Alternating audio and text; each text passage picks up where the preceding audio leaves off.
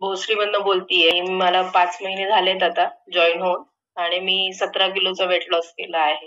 आणि माझे बरेचसे प्रॉब्लेम त्याच्यामुळे सॉल्व्ह झाले. नाही, वजन कमी झाल्यामुळे झाले.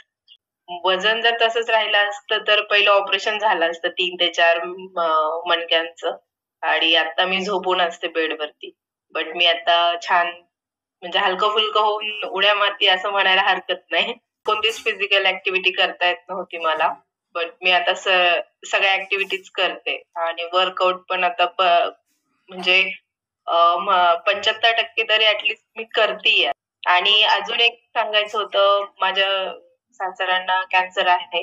तर मी त्यांना पण आपलं सकस संतुलित आहार देत आहे. कारण की ते बेडवरतीच असतात झोपून.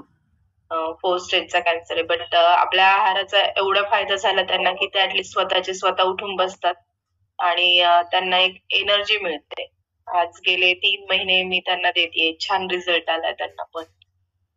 आणि मग मुलाला पण आपल्या मुलांचं जे फ्यूल आहे ते देते. त्याचीही चिड कमी झाली. हात-पाय दुखणं वगैरे म्हणजे खूप खेळायचं, उड्या मारणं वगैरे ते खूप म्हणजे त्याला हे व्हायचं, पेन व्हायचं. पण आता तो फुल एनर्जेटिक असतो.